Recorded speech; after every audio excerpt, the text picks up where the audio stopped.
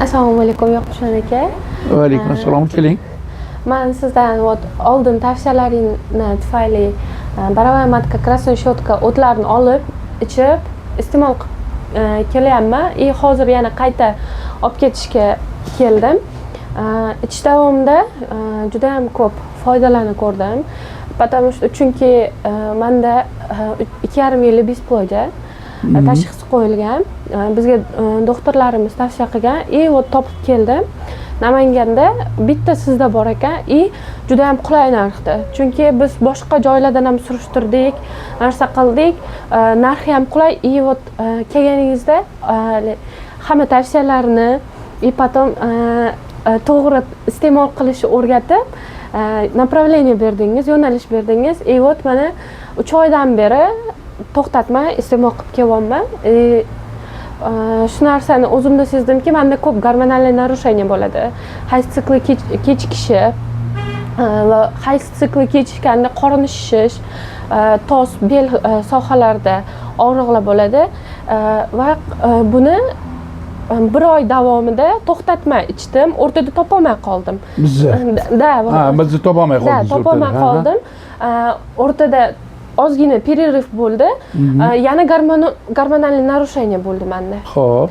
Gormonal narushение bo'ldi. Yana qayta ichish boshlaganimdan keyin yana gormonlarim to'g'rilanib, siklim joyiga tushib, qayta analiz topshirganimda gormonlarim balansi past chiqdi. Misol, menda testosteron baland bo'ladi, ancha. Keyin anaqa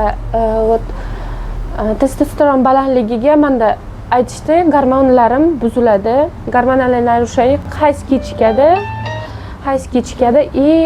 Shu kechikkan sababidan mana ovulyatsiya narsasi ham kuzatilmaydi yoki bo'lmasam o'tib ketib qoladi. Tushunarli. Shu narsa menga foyda berdi. Hozir o'ziga tushdim kechaginda. Kechaginda o'ziga tushdim. O'shaning uchun bugun yana ahd qilib chunki ixlos bilan keldim. Baravay matkam bor edi, krasnoy shotkam tugab qolgandi. Ikkalasini qo'shib ichaman har kuni, odat bo'lib qolgan. Menda sistit bo'ladi ko'p. Sistit bo'ladi. Buni ichishni boshlaganimdan keyin sistit bo'lmay qo'ydim. Xudoning anaqasi bilan sistit bo'lmay qoldim. Hamma narsaga o'sha mendagi minusga ketgan narsalar plus tarafga yurishni boshladi. Xo'jayinimlarga ham ichirishni boshladim. Chunki Telegramlarda, Instagramlarda ko'rsam, erkak kishiga ham mumkin ekan. CD yo'lida nima deydi, infeksiyasi borlarga ham sistit bilan og'riganlarga ham shifo berar ekan.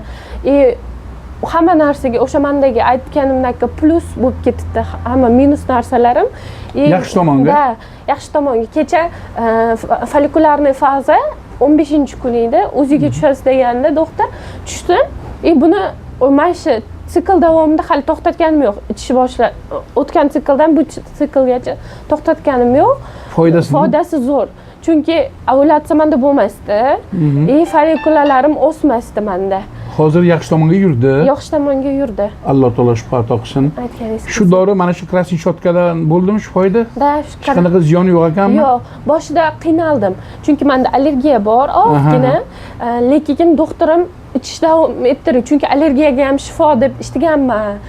Deb aytdilar. Keyin menga bergan dorilarning sostavida tabiiy bo'lgan dorilar bo'lgani uchun bu добавочный 2x bo'lganda, menda allergiya kuchayib ketdi ozgina. Kimyoviy dorilarni ichganingizda? Kimyoviy dorilar. Buni ichganingizda qaytdami? Qaytdi hammasi.